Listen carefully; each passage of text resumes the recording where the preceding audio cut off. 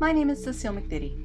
You're watching the video tour for my ePortfolio, which is being completed as part of the capstone project for the Masters in Education Technology, or MET, at the University of British Columbia. In this video, I'm going to do three things. First, I'm going to show you how to navigate in the ePortfolio itself. Secondly, I'm going to explain the metaphor I've used to organize my ePortfolio. And finally, I'll share my reflections on the ePortfolio creation process and summarize the key concepts and theories which I bring to my work as a teacher librarian as a result of completing the MET program. First, let's take a look at how to explore the ePortfolio.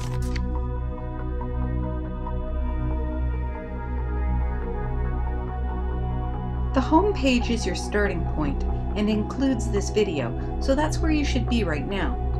Hopefully, you've read the introduction and have an understanding of my rationale. To move to the next page, or any page really, the tab menu across the top of each page will help you get there. Simply click on the tab. Once in a specific page, it's simply a matter of scrolling down to the page to interact with written text and embedded multimedia artifacts. Highlighted text indicates a link which will take you to an external page or artifact. Buttons found at the bottom of each page are simply repeated links to the artifacts found within the page.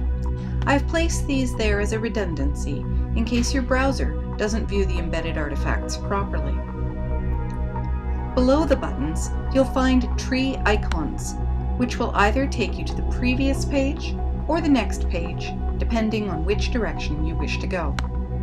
To the best of my ability, I've tried to keep the design of the pages as simple as possible for easy navigation. Next, let's examine the metaphor I've chosen as the framework for my ePortfolio, the tree. You'll notice a variety of tree images throughout the portfolio and this presentation. This is because this particular metaphor functions on two levels for me. The first part of my metaphor is myself as a tree. I explore this idea in looking at my personal roots and as an extension of the symbol of the family tree. I have been growing in both personal understanding and professional knowledge all my life. You could say I'm a mature tree. My root system, my family, friends, and colleagues support me well. My trunk, the key elements of who I am as a person, and my heart are well developed and not without some scarring. The rings inside the trunk would show evidence of good years and bad years, but I'm still standing and continuing to grow. The concept of my life symbolized as a tree is a sub-metaphor, though, to the purpose of the ePortfolio project. For the ePortfolio, the tree symbolizes my knowledge growth, and so could be considered the tree of knowledge.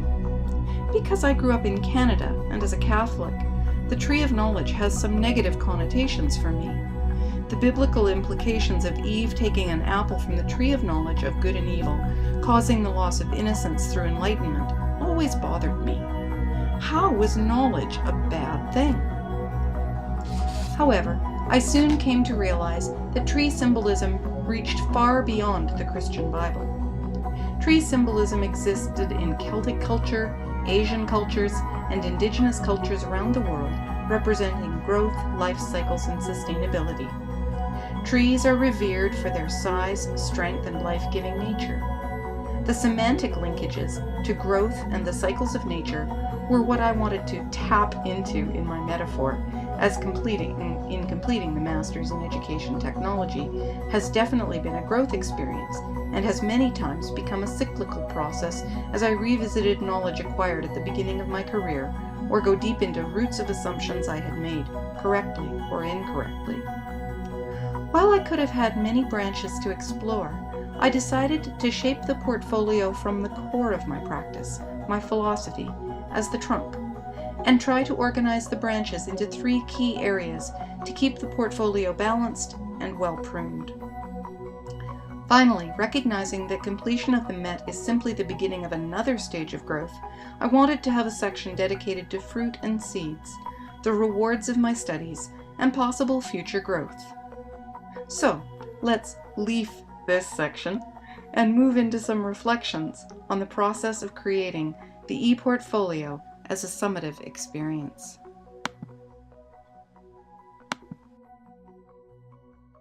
First, let me say that I'm fortunate to have watched my husband go through the process of creating his ePortfolio for the MET program 2 years ago. I had a good idea of how much work I would need to do.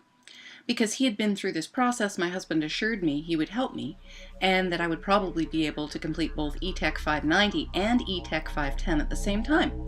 So I signed up to complete both in the winter session. What we both failed to recognize was that the program has become significantly more rigorous in the last 2 years, and he's a new vice principal with a great deal of responsibilities. Completing both courses has been far more stressful than anything I've ever attempted, and while I've done the best I can, I am somewhat disappointed in both my own process and the final product. I have not been as involved in forums or with my cohort as I normally would be, which diminishes my thinking and my reflection process. My challenge has been to fully express in the ePortfolio how the courses from the University of Alberta in teacher librarianship have integrated and been enhanced by the core courses of the MET program. Because I was able to transfer 4 courses, I only needed to take 1 elective in the MET program. I chose eTech 530 in Constructivism because I had been following the MOOC or MOOC course offered by George Simons in Constructivism, and my interest was directly related to my EDES 540 course in Guided Inquiry, which is at the heart of teacher librarianship. Collaborative teaching and inquiry using technology are core elements of the Learning Commons model for K-12 schools, as described by Dr. David Lorcher, Sandy Swan, and Carol Copeland, all of whom I've had the pleasure of being in workshop with. I became interested in this model for school libraries in 2008 with the release of the first edition of the book, Learning Commons, Where Learners Win. Since that time, I've worked diligently to implement key components of the model: learner-centered services, an instructional and learning sandbox of technology and pedagogy, and a virtual commons, where library services and resources are available to the school community synchronously and asynchronously. While the University of Alberta's courses were very practical in application to teacher librarianship, my MET courses have been more focused on research and application of research in the use of technology in education. In terms of my school library, using research to ground efforts to change practice and physical or virtual structures has allowed me to advocate more effectively with my administration, as well as inform their own practice. My advocacy for our learning commons has meant that we have increased the types of technology available to students and staff, and we've continued to remain at full staffing because I'm able to give peer-reviewed literature and qualitative evidence to support my requests. In designing online materials, structuring new programs of instruction in use of technologies for inquiry, and in assisting colleagues with pedagogical implications of technological choices, I have benefited from the core courses eTech 500, 510, 511, and 512.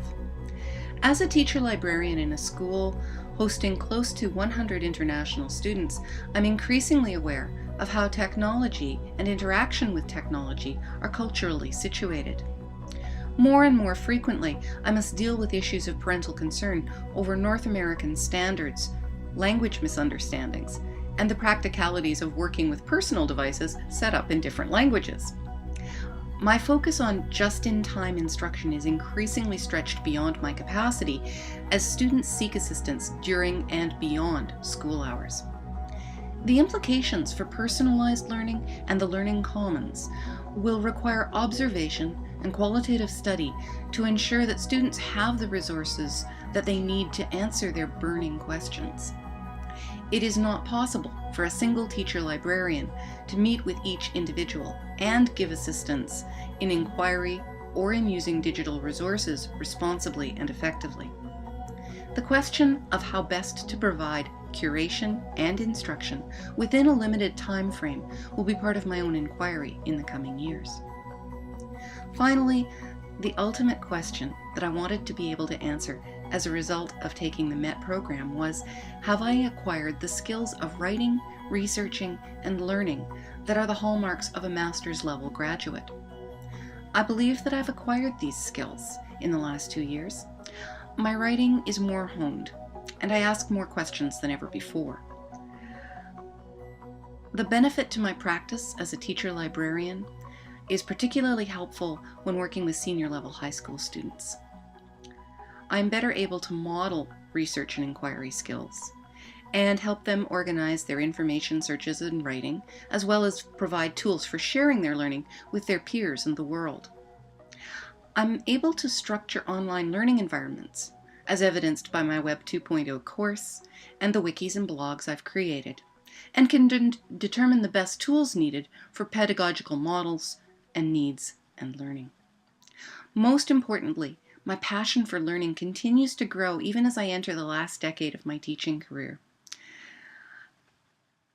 I can visualize other career opportunities even that incorporate writing, presenting, research, and design skills that I've developed thanks to my fellow students and instructors and the reading that I've done. It's been an amazing period of intense growth, with changes in my overall philosophy of education and in my life circumstances. I'm grateful to be finished and look forward to what the future is going to bring.